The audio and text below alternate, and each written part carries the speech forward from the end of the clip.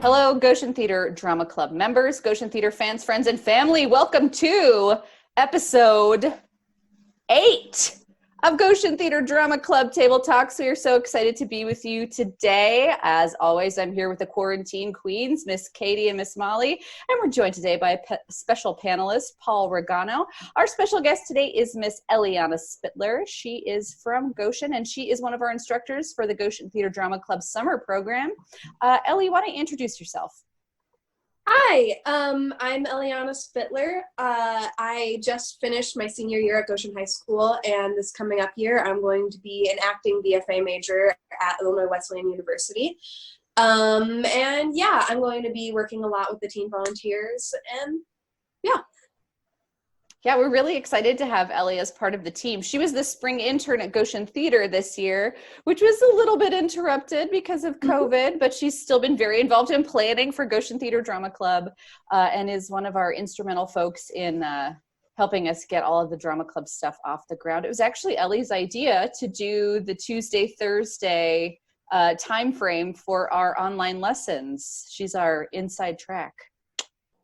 She's got it going. So this week's episode is Creative Quarantine, how we're all coping to get through all of this craziness with COVID-19 and how we're all dealing with staying home a little more than we usually would. Before we get onto the episode, you know, every week we like to answer your questions. We had a great one this week, and we are all going to answer it. Katie, what was last week's question? So the question is, what is a skill you wish you had learned as a kid? Mine is playing the piano and playing the guitar. They're two instruments that I really, really love, or violin, really just any string instrument, apparently. I love the sound of them so much. And the piano, the way it's keyed, everything always reverts back to it in a lot of ways. I played the flute when I got a little older and into middle school years. And it's keyed like the piano, so I can figure the piano out. I took a beginner's course in college, but my hands are kind of small, so they don't reach the keys very well, and I'm not very good at doing both hands all the time, and I struggle with rhythm. So I feel like if I would have learned the piano or the guitar, my rhythm skills would be much better now. So that's one thing I wish I had learned. Molly? So one of mine is also guitar. I know a little bit of guitar. I took a class in high school and at the beginning of quarantine tried to relearn, and my hands are also really small, so that didn't go very well. But this is super random. But I remember I was watching the Winter Olympics once when I was young, and I was watching the speed skaters, and I was like, I want to do that! And I thought it was so cool. So, but I don't know where you do that in Goshen, Indiana. So if I could go back, I'd be a speed skater. What about you, Eliana? Is there a skill, I know, in your ripe old age? Of 18. Definitely like tumbling of some kind, because I was never a very active kid growing up, and neither of my parents were active as kids, so I was never enrolled in sports or anything. And I never imagined I'd be doing something like theater where having that in my background could be super useful. But now I can barely manage to do a somersault, and I've always wished I could do like a cartwheel, but I can't. Yeah, I'm hopeless too with gymnastics, and I've always wanted to do it. Paul, what's yours? I know you have all the skills. You have never too late, first of all. I didn't realize that this is not limited to like our business. When Molly said like speed skating, I was like, oh, I wish I learned Spanish. Because I know a little bit now, but you know, you pick up languages better when you're younger. Anyway, but the first thing that popped into my head is actually the thing that I do now for a living, which is sight reading, specifically reading music. Is that I didn't, as a musician, I started in jazz really, so I wasn't really carefully reading music and what we call playing the ink. until I didn't start really reading music until I was about 16 years old, at which point I had 8 years of noodling and jazz theory in my head. So I feel like if I'd started there, I would have. But outside of that, it was in the world of dance. I wish I had taken more ballet classes. I did take some, but I didn't really commit.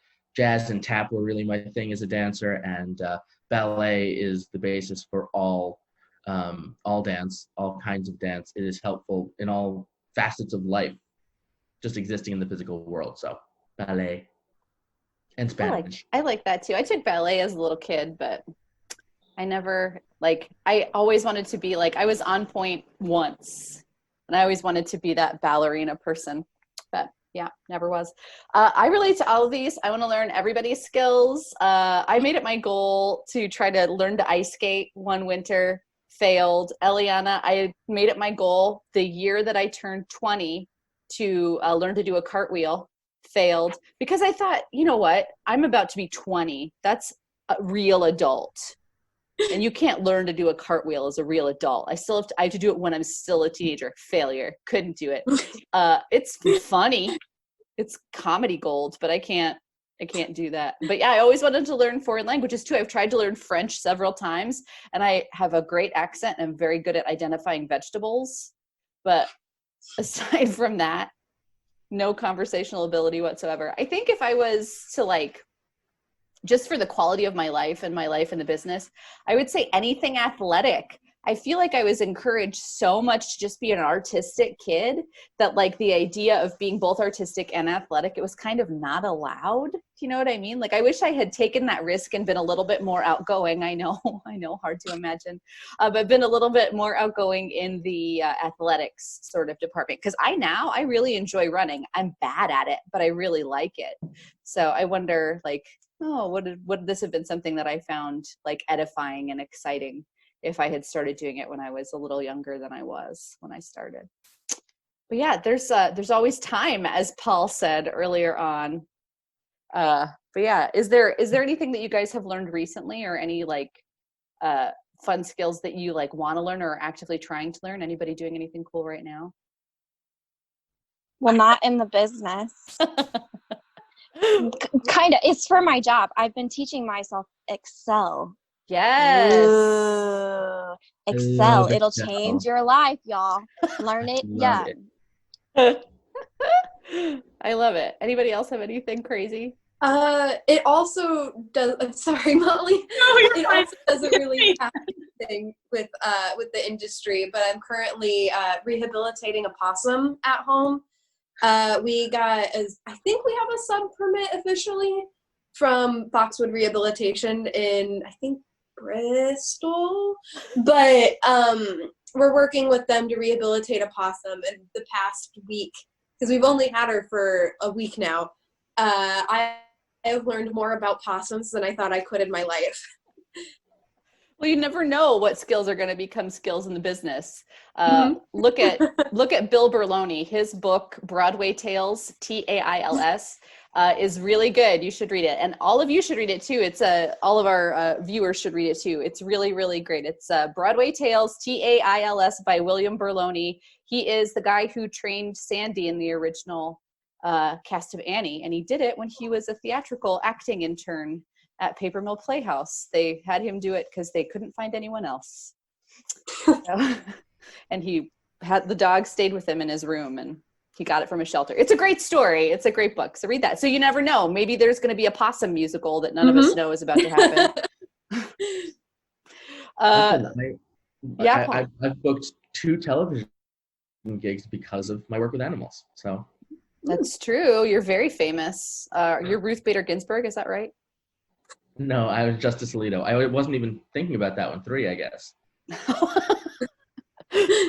I forget how many times I've been on television. Oh, goodness. Okay, well, that's great. We're gonna get started with the episode, the main part of the episode today. The summation of what skill do you wish you had learned as a kid? You know what? It's never too late. You can always who knows? You may be learning to rehabilitate a possum tomorrow or learning Excel. You never know. Today is the day. You're still here. Make it happen. You can do anything. There's no age limit on learning new stuff. Trust me. So today's episode is creative quarantine and how we're all coping with staying home so much and what's going on. I know that at the start of all of this, my idea of what it was going to be like and the actual reality of what it's like are two different things. But I thought at the beginning, oh gosh, I'm going to have no trouble. I'm a super creative person. I'm accustomed to staying home, being by myself. I love just having a glass of cocoa and sitting with a novel. I'll be great. But it hasn't always been that easy. And there are some challenges to this that I didn't anticipate. So I know that I've had some things with the ways that I've been coping, and we thought it would be great to talk to you guys about what's going on and how we're doing, because this doesn't have to be about being super productive or learning a new skill. There's a lot of social media pressure right now on everybody to become a Zen master or get a 6-pack abs, etc. Everybody has all of these things that they're striving for to make the most of this time. And we just wanted to chat about, maybe don't focus so much on making the most of your time, but how we're getting through and what we're all doing to stay creative and have fun. I'm going to throw it to Miss Molly first, I think. Miss Sure. Molly, how's your quarantine going, and what sort of creative projects are you doing to stay sane? Yeah, that's such a good question.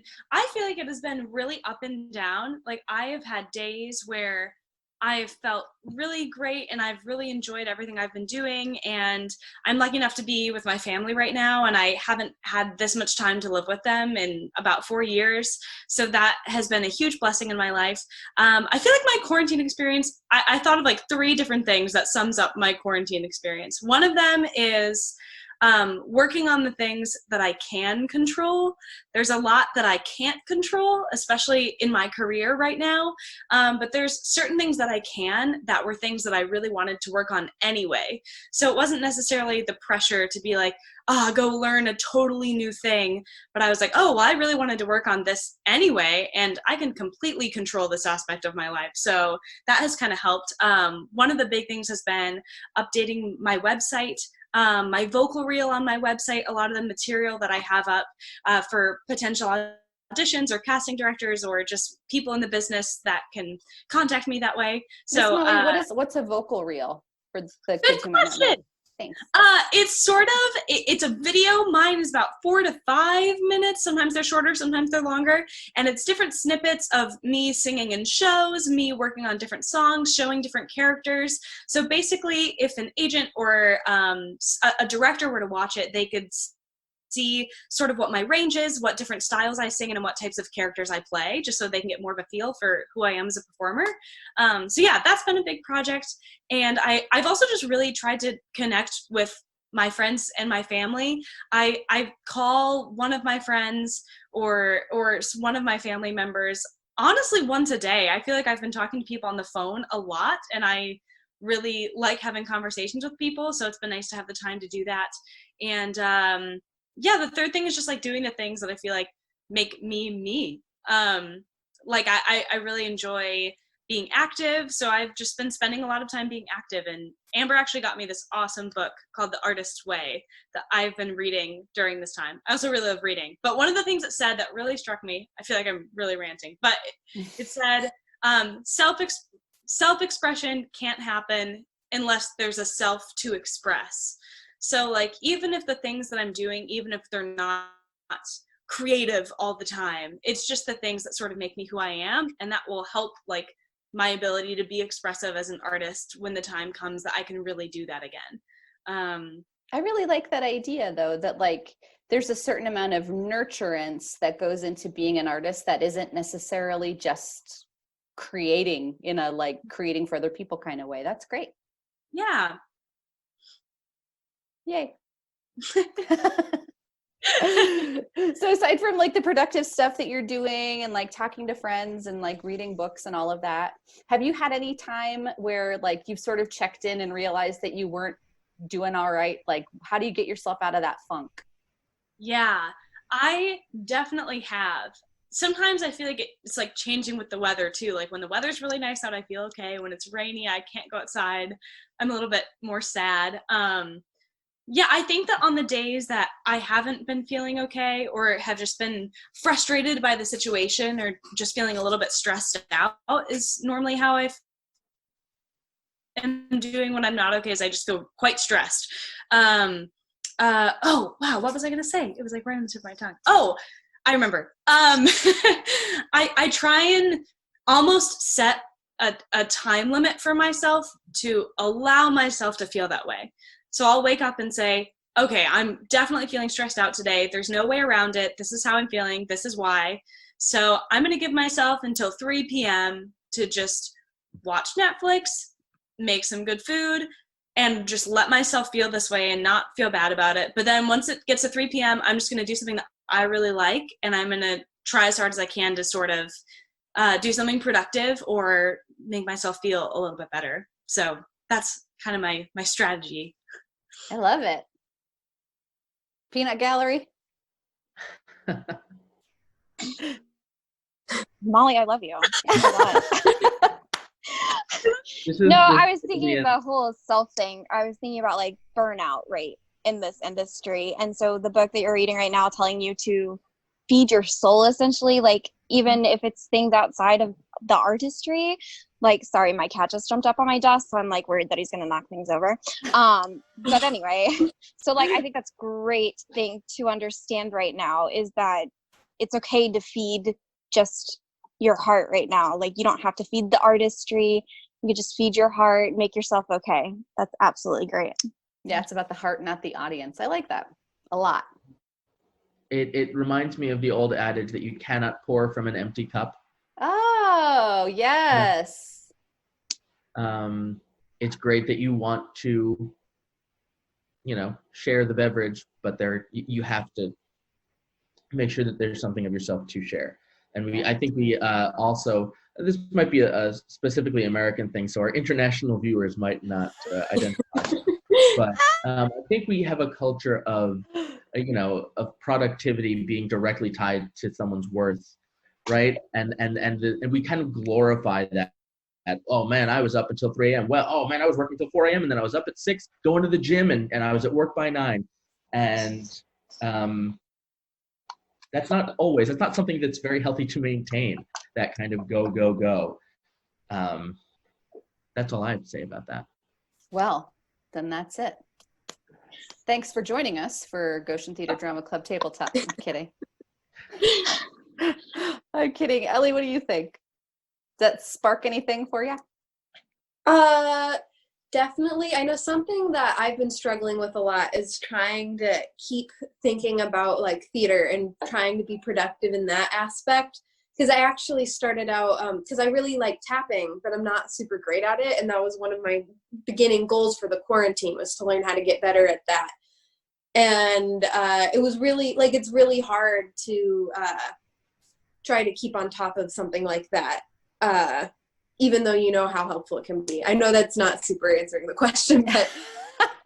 No, you're fine. No, that's totally something too. The whole idea of like making a goal and then like, it's okay that you're not like 100% meeting the goal the way you thought you would, because it's unprecedented. None of us have been through anything like this. So the thought like, oh, you know what? I'm gonna be fluent in French at the end of this. That's maybe forgive yourself for not meeting that goal. So Paul, I'm gonna throw it to you now. So I know your creative quarantine has been a little bit different. There's been a lot of stuff going on for you. How have you been coping? What have you been doing? What's your best way to cope? Please take the talking stick and share. I love what Miss Molly said about allowing yourself to like not be ready at this moment. And it's the psychological term for it is executive dysfunction, which as soon as I knew that there was a word for that feeling, I I felt so seen, so understood of those moments when you're like, I should get up and do the laundry. I can do that. I have the whole day because it's quarantine and I'm not moving. Why am I not moving? I know that I just have to get up and do it. Or even if it's something that you want to do, I want to create this thing because I never want to do the laundry. I think we're in a very interesting situation here where, as an artist, two very important things for our success is time to invest in our work and opportunity to execute it.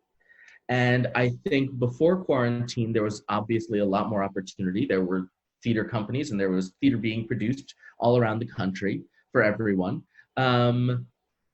And many of us had lives that, so there wasn't as much time. For our viewers, you might be in school, which obviously is going to take a lot of your time, and you only have time for so many extracurricular activities. If you're in high school or college, you might even have a job as well. You might have financial responsibilities. And man, did my color just get tighter? But it's the point is that now we're in this flipped situation where you're thinking, yes, I have all that time that I never had before because everything is slowed down and lots of things have shut down even. But that then removes the opportunity. So it's one or the other. So don't feel like I have all this time, I have to learn French, right? My quarantine, because a lot of content now is being created for an online audience and being done with video. I spoke last week a little bit about how video editing was my little shimmery thing that always excited me. And now I'm getting to explore that a little more. I'm learning so much about it. And in some cases, it's actually gotten me some work, but that's not why I'm doing it. So we can maybe, is now an okay time to like talk about specific things, or are we being more general, Amber? Oh, we can talk about specific stuff. Miss Molly, I didn't give her an opportunity to do her show and tell because I'm terrible. Oh, I really don't have much. I'll send you a link to my website. You can all check that out. Other than that, I like colored this one page in a coloring book one time, but I've done a lot of online stuff. My friends and I have made some parody videos, you know. What now? Visuals. I need those links. Oh, okay, I'll send them to you. We did one. So I have three friends. My friend Amanda plays tons of different brass instruments. My friend Chris is a pianist, and my friend Russell plays bass. So we did the Diva's Lament from Spamalot, but I changed all the words to be about quarantine and how everyone's going crazy because there's no work. Yes. That's probably the most creative thing I've done. Yes, please. I'll send the links. But I think it's so important that what Miss Molly was talking about was it was like, oh, well, it was just this thing for friends. It was just for our mental health. It was for just so that we're creating something for fun. We didn't do it to an end. We didn't submit it to a producer to be, or a publisher. I don't know what you do with videos but it was literally just making art for art's sake. I think it's so smart. Someone has very astutely pointed out that in this time when we were nervous about what's happening next and what the next phase of our lives were going to be, and we had nowhere to go, the thing that many people turned to was Netflix or any kind of video or online content. Musicals and operas are being uploaded for free. And I think it really speaks to the value of art in our society that I think is very frequently glossed over, certainly when educational funding is being discussed. But we're not going to get on that soapbox. The point is that art has really been helpful for me. My girlfriend is doing a 30-day song challenge, which a lot of people are doing, but she is writing a new song every day, which is beyond my comprehension. And then in regards to watching TV, which seems like maybe a frivolous activity, maybe it's because I work in storytelling and in creating art, not really TV, but it's a similar medium to theater. What that is for me, we watch it together and then we talk about the art that we're watching. And that to me is a really worthwhile artistic endeavor. And we're never going to start a web series where we do film critique, because we're not qualified for that. But between the two of us, we exchange ideas. It keeps our minds really active. And I love talking with her about this because she's so smart and she always thinks of things in ways that I never do. So yeah, and like Miss Molly said, interacting with friends. I have a weekly standing happy hour at 5 o'clock on Fridays with some people from West Side Story. We all get together and we just catch up. I text with my friends a lot, and it usually leads to should we just have a Zoom call? Should we just sit and I'll pour a glass of wine and we'll talk? That's very helpful. The art of conversation. Wow. So, Paul, I'm going to throw the same question at you that I threw at Molly impromptu. When you're sort of feeling under it or just not having a great day with all of this, or feeling anxious or stressed, what's like one good coping mechanism for you to sort of pull yourself out of those blues? I I cannot overstate the importance of naps, but in moderation. No, the thing that that does it for me, I have a few very specific piano pieces that I think of as meditations more than anything else. So the pieces that I go to when I just need to clear my head, and I mean meditation in general, I think they say whoever they are, they say that everyone should meditate 15 minutes every day. And if you don't have 15 minutes in your day to spare, you should do 30. And I think that's really smart. So my meditation, the three pieces that I go to are Claire de Lune by Debussy, and Georgia on My Mind by Ray Charles. I don't think it's originally by him, but he made it famous. And George Gershwin's piano preludes, specifically Prelude Number 1. I kind of can shut my brain off when I play them. Not that they're easy, but I've just done it so much that it's more about the muscle memory and returning to something familiar. So meditation through art, but really it's about relaxing my brain and saying it's okay to, like Miss Molly said, it's okay to feel what you're feeling. The more you fight it, the more you're going to stress yourself out. Right. I think the thing about meditation, it's such a buzzword, and I think there's kind of a magic assumed with meditation. And meditation doesn't need to be anything formal. It's literally just taking some time in your day to sit down. And you could call it meditation, you can call it silence, like you can just call it my sitting time, whatever. You could call it whatever you want to. But I remember there was a show I was doing. We were doing 11 shows a week, which normally 8 shows a week is about your limit. And it was a show where I was playing instruments. So it was a very stressful, active period of time. And it was basically 2 shows a day, almost every single day. So we would have a dinner break. And during that dinner break, I would just mindfully listen to relaxing music. It wasn't even like meditation on its own. It was just to sort of check out and relax and not have to think about all of the stuff that was crashing through my head. Because I think I needed time to decompress from that. And like using that sort of tool during this, like whether you're playing it or just listening to it, music is a great way to sort of decompress your own thoughts. I think that's great, Paul. I love that. Any peanut gallery? Any thoughts? No, everybody's good. Everyone's cool. Paul I love Paul too. Oh, we're throwing it to Miss Katie. Miss Katie, how have you been coping with the quarantine? What sort of stuff have you been doing? I feel like I'm a little on a different track than everybody else because like part of my quarantine has been doing things with my future stepdaughter. So we've been doing some arts and crafts. Oh, I love that one. Yeah, so we took a piece of construction paper and then we traced her hand on it and cut it out. which is a big thing for me, is to do like camp prints with kids throughout the year to see like every year. That's a big thing for me. And then I like found some butterflies and cut them out for her, and then she colored them and we put them on the tree. And like we've done a couple of different things like that. And then like at Easter time, I saw this on Pinterest. Pinterest is dangerous for me. So this is her, she calls it her pop bunny that we made. And it's just 2 plastic cups. It's got a rubber band inside to make it hop. When you pull it down, it'll hop. And then I let her decorate the rabbit. Like, not a big deal, something simple that she could do.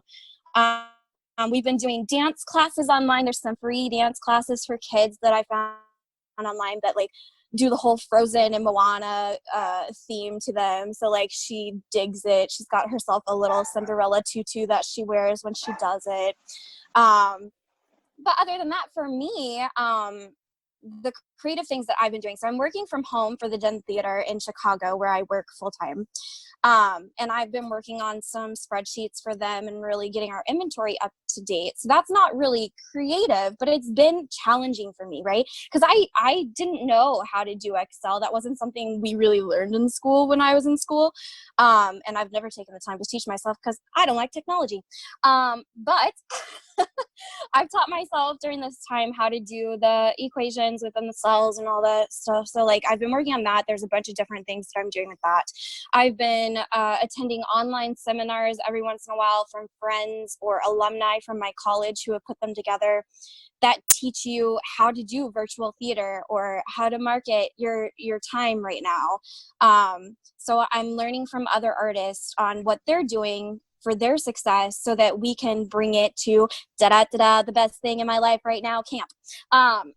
So drama club has been a huge light for me. That is what's keeping me the busiest right now. It's what fills my heart with joy, is working on camp stuff. It's going to the staff meetings every week and seeing these lovely instructors who are just as passionate about making sure that camp happens for you guys as I am, because I work with a lot of kids. And when I thought I wasn't going to have a camp this year because where I normally do it, had been bought out and like I'm not on staff there, and I was like, oh, I'm gonna miss my kids so much. And then Amber approached me and asked me to come on board for Goshen Theater, which means some of my kiddos can still have camp.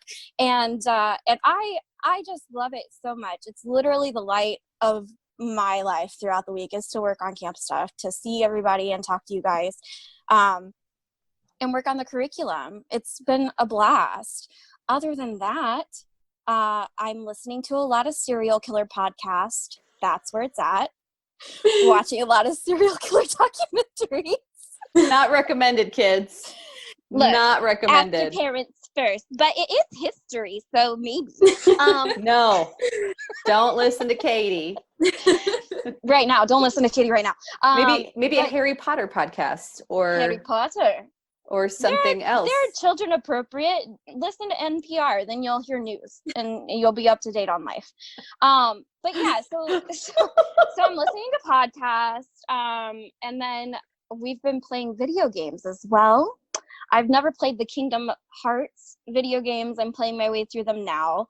But those aren't a whole lot of things that I've been doing. I feel like I've done a lot, but also like not a whole lot. On a personal level, part of my goal during quarantine was to start singing more, because the past year and a half has been rough for me on a personal level. So I haven't been practicing as much. So there's this really great app. You probably already know about it. It's called Shmule. And I used to use it when I was on tour with Prairie Fire Children's Theater, because mostly I'd go to rehearsal and then I'd be in my hotel room all night and be bored. So sorry, neighbors, I sang a lot. So now I'm doing that again, and it's been great. I don't do it to post it to be seen. I do it because I want to sing. And I tend to only do duets. Like I go and I find random people on there that have posted a duet on a song that I really like, and I'll just sing it. And it's fun. It's just fun to collaborate with these strangers. And it's been interesting because they're all different levels of talent. They're all different types of voices. And it's been so fun to see like where I fit into the groove with their voice and how how I can manipulate my voice to fit theirs, or I can go against it. It's just fun. It's fun. Voiceover work has always been interesting to me, so that's been fun to explore. And I think that's mostly it. On my hard days, which I have a lot, I know the past episode or so, like I've talked about my mental health quite a lot. On my hard days, the biggest thing for me is if it's going to be a bad day, I try to force myself to take a shower, right? First step, take a shower. On the other side of your shower, even if you think it's going to be just as terrible, it's usually a little better. So my first step is always to take a shower. If it's still a really hard day after that, I pull a Paul and I take a nap. Pull a Paul is now what that's called. It is now. I love that, what you said about just taking a shower. And that's something that I think I hear a lot when people talk about, I don't know what to do. I have so much that I want to be doing, and not doing anything makes me feel worse, but that just makes me sink further into not doing things. Just do one thing. And if one thing is getting out of bed and taking a shower, you did something. It's like Make a everybody's favorite Mollyism is do the next right thing. Yeah. Trademark. Outside of that, I'm relying on my now fiance. Yeah, I know. I didn't know we were going to talk about it, but Miss Katie got engaged this week. I did. So I rely a lot on him for emotional support, and his family's been so great. They're allowing me to stay here so that we're close to his little girl during quarantine in case something happens. Also, we're not working in Chicago. Like, I'm not allowed to be in the building nonstop kind of thing. So we're saving a lot of money on gas, driving back and forth to be with her on our weekends. So it's just been easier just to stay here. And he has a big family. So we do game boards and like board games. Board games or card games or whatever. And we just hang out. We played Mario Kart this weekend for Memorial Day. Like, they're just a fun crew to hang out with. We get our jollies. Nice. What's happening? Miss Katie. That's legit. Get your jollies. Yeah. Sure, It makes you yeah. jolly. Jolly, happy Kitty. Indeed, with her Mountain Dew. We're not looking for a sponsorship for Mountain Dew, but But if ever there was a spokesperson, I think I would be it, because I drink basically nothing but Mountain Dew. Don't do it at home, kids. It's dangerous. well, now we just lost our sponsorship. When they sponsor Foiled again. Foiled again. Our 4 subscribers are gonna. It's a huge It's an untapped pull. market. It is an untapped market. Mountain Dew. I'm gonna tap it right now. Watch that. Wow. There she goes. Maybe a little too much Mountain Dew today, Miss Katie. Sorry, guys. So I'm gonna throw it over to Miss Ellie. Ellie, what have you been up to during quarantine? What's going on? How you doing? What are you doing? So I didn't really start being actively creative until a couple weeks into the quarantine, because I still had school stuff to finish. And but towards the end of that, I was getting kind of bored, and there's a story behind this. There's a long story. My best friend is really into TikToks, and it's a TikTok meme right now. The song "Man or a Muppet" from the Muppets, the movie from like 2013, I think. And we were joking around for a while that we really wanted to do it together, do it as a duet, but neither of us had any Muppets. And I was like, well, you know what? I'll just learn how to make one. It's quarantine. I'll figure it out. And then a couple of weeks in, I borrowed some felt from my grandma, and I found a couple YouTube videos and a couple patterns online, and I started making Muppets. And it's been super fun, and I've been feeling super productive during it. And I have one here. It's not the nicest, but I made this one for my little brother's birthday. Today is his birthday. And I made it to look like him. It has his red hair. And this is his shirt from when he was around 3. It's an Iowa Hawkeye shirt. And normally I'd put metal rods here, which are the flat part of a metal clothes hanger, so that you could control the hands. But because I made this for a little kid. He just turned 7. I didn't want there to be anything he could accidentally hurt himself on. So I left those out on his, and it's just as well to him. But yeah, that's what I've been working on. Yeah. That's very, very cool. I love puppetry. Puppetry is one of the things we're actually doing a little bit with in drama club over the summer. It's going to be one of the activities that we send you guys. We're compiling all the things right now for the activity packs and all the stuff. And I think even after camp is over, if some of you are watching this after July 11th of 2020, we're going to have those craft packs. We're going to pre-pack craft packs and give access to the tutorials for folks all the way through the fall semester next year. So we'll be sending out all of those artistic craft activities and lessons and all of those craft packs. So if you are watching this after that and you want to learn a little bit about beginning puppetry, lighting design, costume design, we have a great fun color and costume design unit in there. All of those kits with 3 weeks of lessons will be available to purchase, even if it is after that. Go to goshentheater.com for more information on that. But yeah, puppetry is one of the things that we covered in that activity pack. That's so cool. So are you learning anything with like how to do puppetry, or is it just like the craft of crafting the puppets at this point?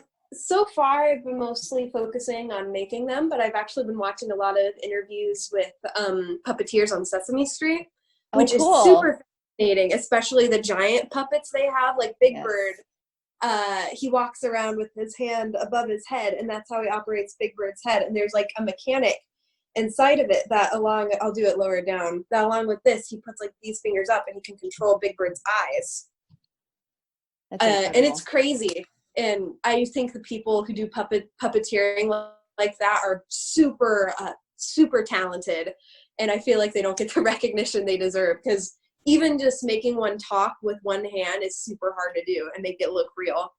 Yeah, it's hard to act through a different part of your body because you're used to acting with like this part of your face or like the presentational bit. It's hard to learn to like put all of that into something else. So it's really cool. My favorite part about that story is that you and a friend got together and decided, hey, we're going to do this thing. And you were like, oh, I'm feeling creative about this. And it happened just organically. It wasn't like, oh, I've got to do this. I got to do this. If I don't do this, then I have failed at quarantining. But it ties really well into last week's episode. We talked a little bit about like if something is exciting to you or fun, like dabble, do stuff, be creative, and be creative in your own way because it can't hurt. So you're living episode 7. I love it. So do you ever have like down days? How do you snap yourself out of feeling down in the dumps if you ever do? What I normally do is I watch a funny TV show. I powered through all of Parks and Recreation in about 2 weeks while I was working on this, because I would put it on in the background while I was making puppets. And I've been finding like new comedies to watch, and I won't mention some of them because some of them aren't appropriate for kids and I don't want them to accidentally start watching it and not realize. But I like finding new funny shows to watch, and those usually help me make my day better. That and ice cream. I love that. There's a whole like science. I have a bachelor's degree in social sciences in addition to my work in theater. But there was a study done on what happens to your body when you're laughing. And there's some crazy cool things physiologically that happen when you laugh that naturally make you feel better. You release oxytocin, and oxytocin is a little chemical that makes you feel happy. It's the same thing that happens in my brain when I see a puppy, probably you too. So that happy feeling that you get when like seeing a puppy, it's the same thing that happens when you laugh, or when you watch sports. People release oxytocin when they watch sports. And probably when they participate in sports, but I haven't seen any science on that. But when you do things like that, that are like feel good things, it actually helps you physiologically. Your blood pressure goes down, all kinds of fun stuff happens. So that's a really good instinct. Like, oh, I don't feel great, I'm going to watch something funny. And maybe that'll help me sort of, 1, get out of my own head, and 2, feel better through laughter. That's awesome.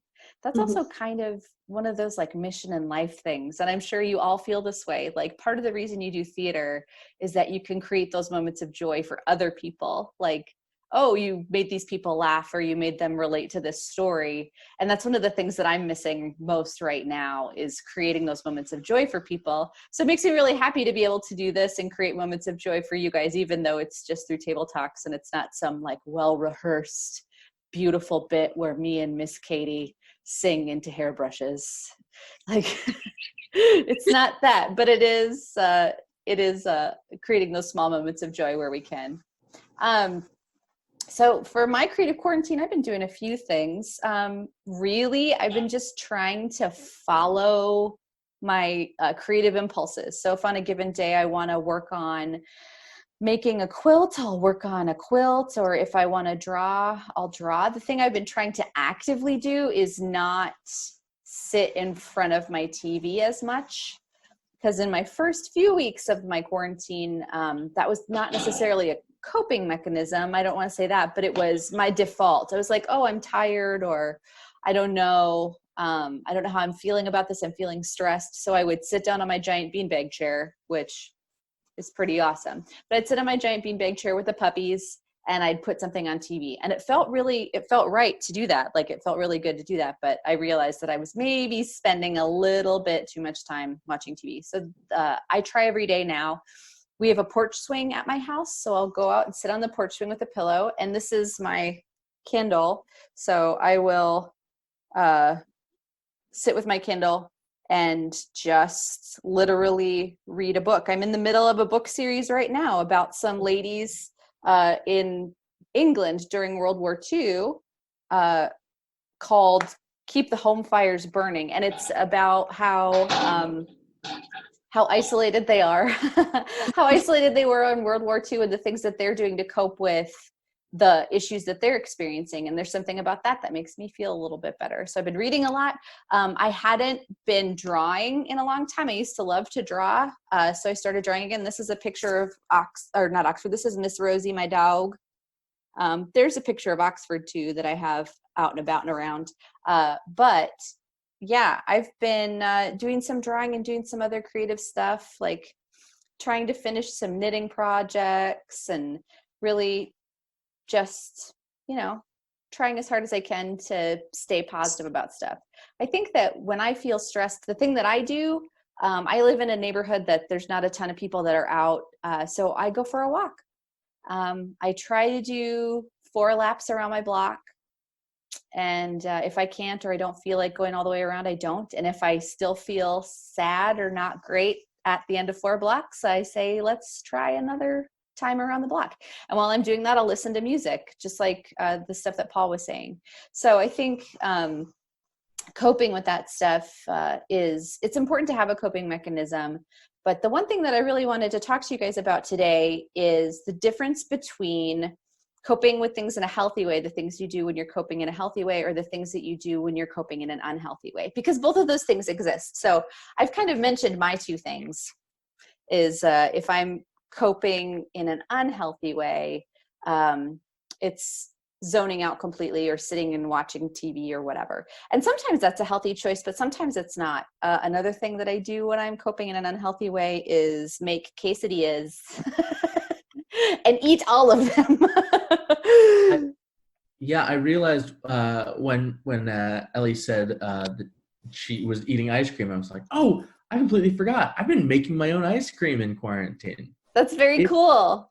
It's super easy and fun, and not like real ice cream, but it's a healthy alternative, and it's cold and it's sweet, so I call it ice cream. And yeah, just cooking in general, I think has been a great creative outlet. Yeah, exactly. So I love that idea as well. Like, oh, we're going to cook this thing and it's going to be something tactile and a learning experience. And I think that's healthy. But for me, I know that if I'm making 6 quesadillas, that's probably not healthy coping. Like maybe it's time to put down the cheese.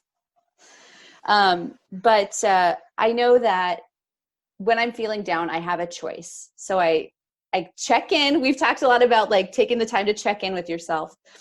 I check in with myself and I say, okay, I'm not doing great today.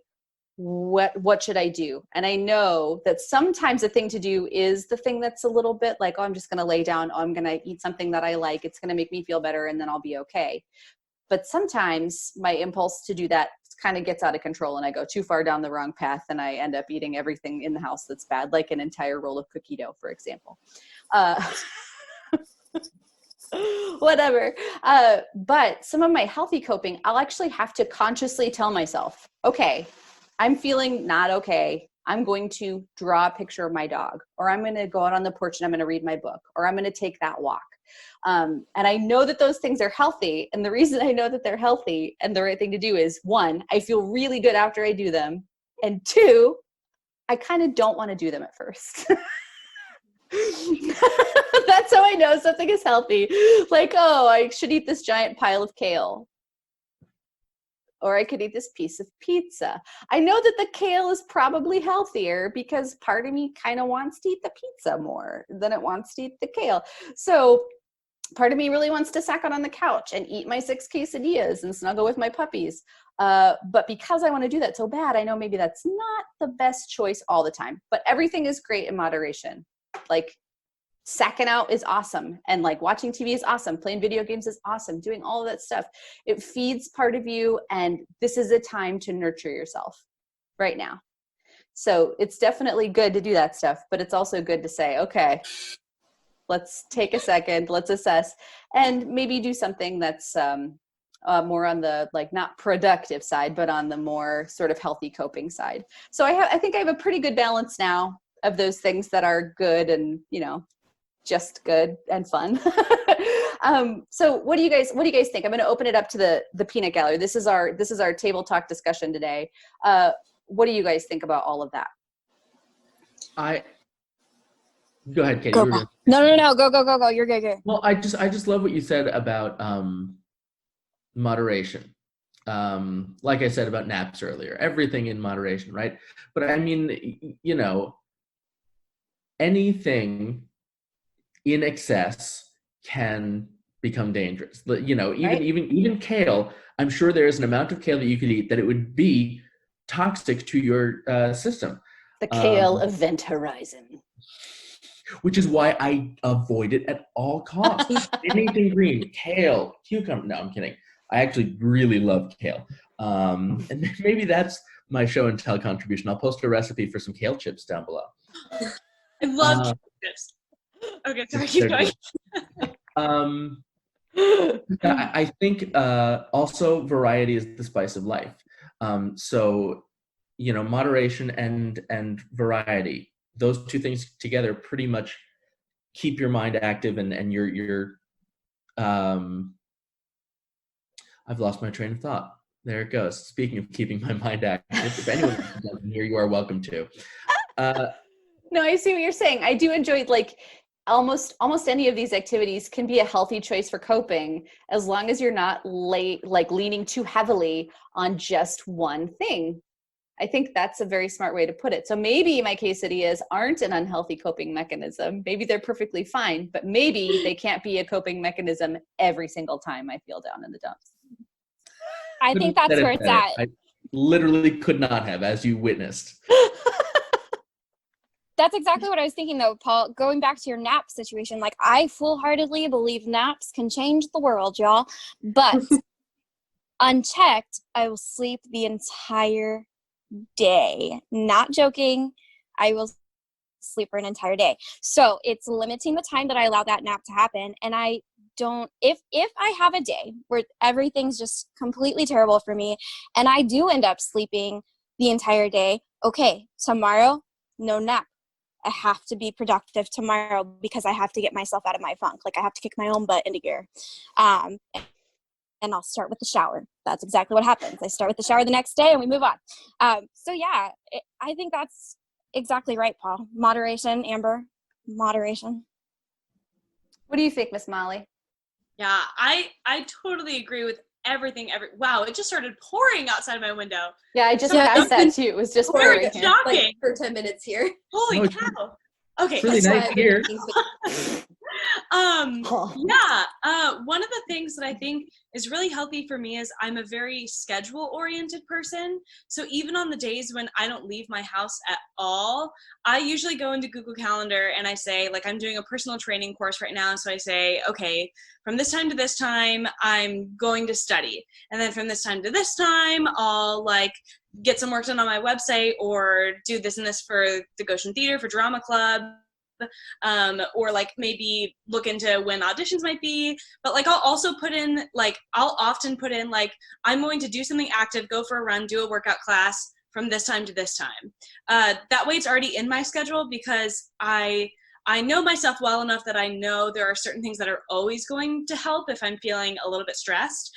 And like Amber and Paul and Miss Katie and everyone was saying, sometimes when it gets to that point, so at first you feel like you don't really want to do it.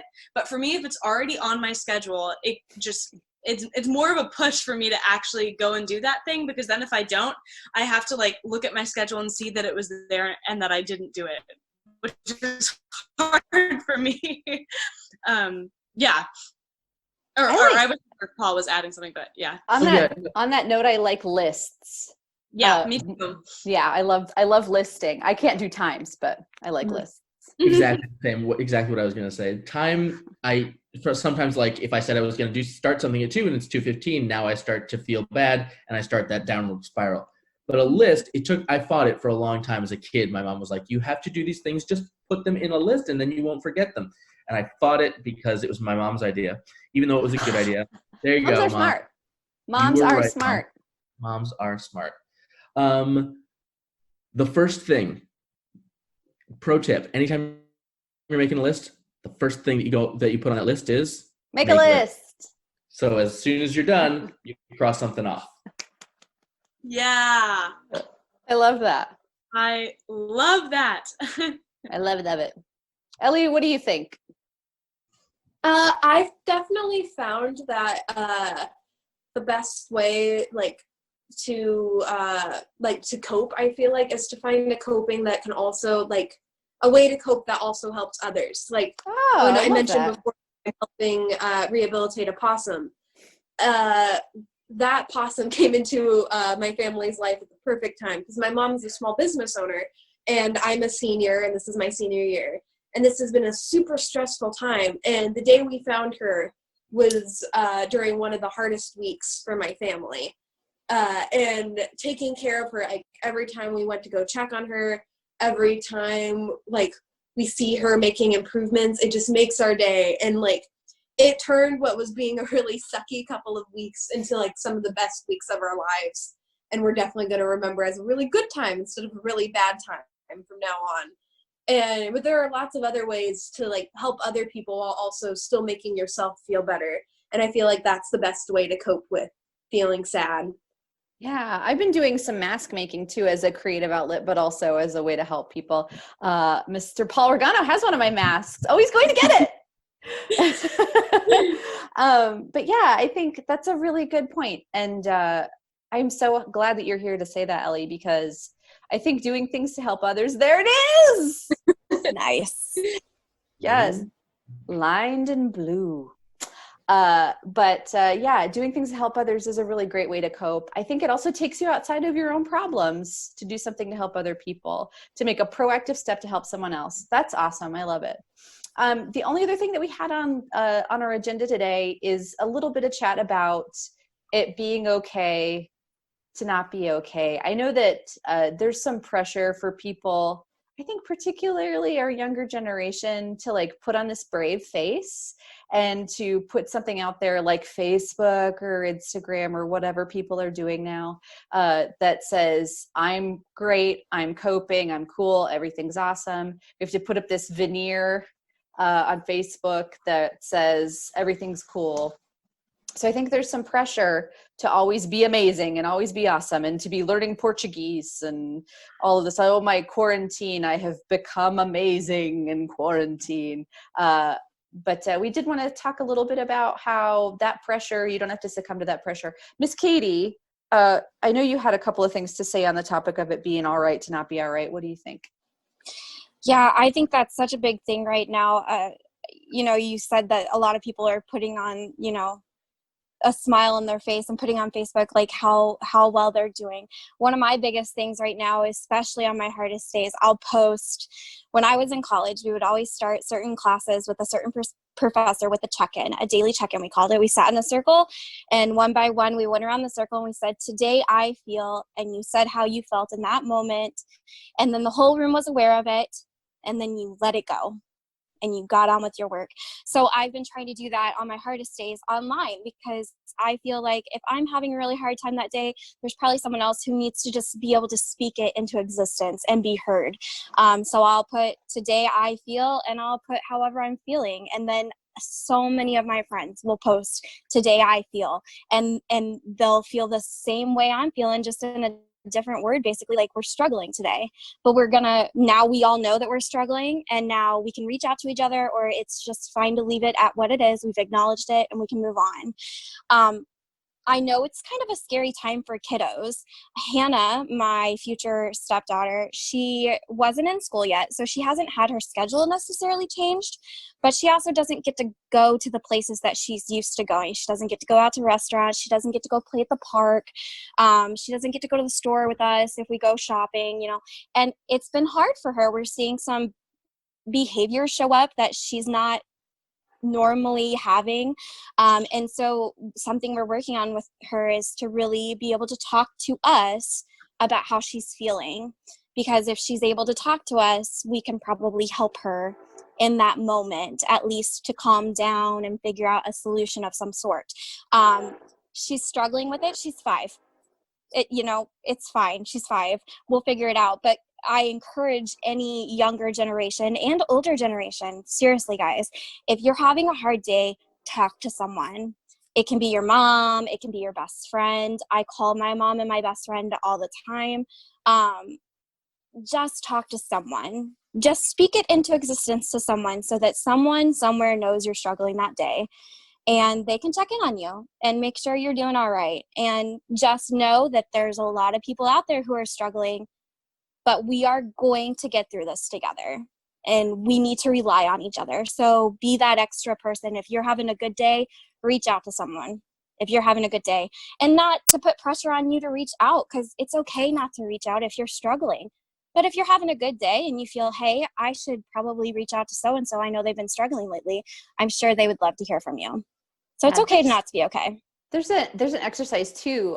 Speaking of like talking to somebody, if you don't feel comfortable talking about like all of the stuff that you're going through, if there's like a particular part of this pressure that seems very personal to you, no matter what age you are. Miss Molly, do you remember in The Artist Way, that book that I sent you, there is an exercise that you do called morning pages, where you just write down your thoughts in the morning. And like, do you feel like that? I know when I had done my morning pages in the past, I felt like just putting stuff onto a piece of paper, not good writing, just writing it down, made me feel better. Do you find that that's true for you as well?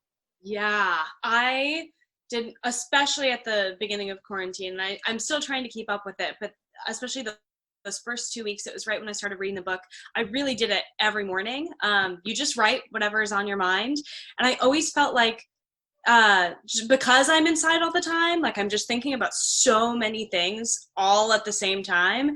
And when I was able to just write everything down in the morning, not that I didn't think about them anymore, but it almost feels like, okay, I got it out of the way. Like, even if I didn't talk to another person, like I wrote them down, and then I felt like I could kind of move on, like, and get done the things I wanted to get done and talk to the people I wanted to talk to.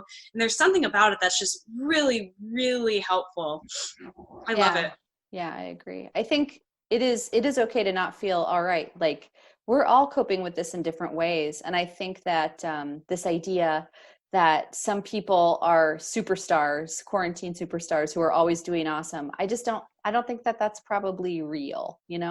Everybody's on an up and down. And the big thing to remember, especially as a young person, I know this is a part of your growing up for a lot of our viewers. It could also be like, we have a few older viewers as well, where that this is completely unprecedented. So this isn't something that anybody has a real coping mechanism for. So it's okay to be kind of thrown off by it. If you're not 100%, like, that's all right. But like, being being a little bit like, this is extremely unexpected. It's okay to be not okay, as Miss Katie said. And I think that's really smart. So yeah, that's the perfect segue into the next thing we're chatting about. One of the things that all of us have been doing to help cope with quarantine is working on your amazing Goshen Theater Drama Club summer program, virtual program, you guys. It's one of the things that's the best part of my week for sure, meeting with these geniuses, but also working on all the stuff that we're going to be teaching you guys. And it's all based on like our experiences, the stuff that we feel is important that we think would be great for you guys to learn. Really fun, creative stuff. So our summer program registration deadline is the 10th of June. So you still have a couple of weeks to apply. And it definitely is, we're 100% doing everything virtual. There is a performance opportunity for you to come to Goshen and be on the Goshen Theater stage for one day, but you come by yourself with your family and they can sit and watch you sing and do your stuff. And we're videotaping it, and we're going to put that big showcase into a video presentation that you guys can keep forever, which we think is going to be really cool. And there'll be some special features on that video, some fun stuff that we're planning that you guys will really like. So there will be that one performance opportunity. But if you were far away, like if I know we've had a few viewers from out of state, we have a few people in Michigan.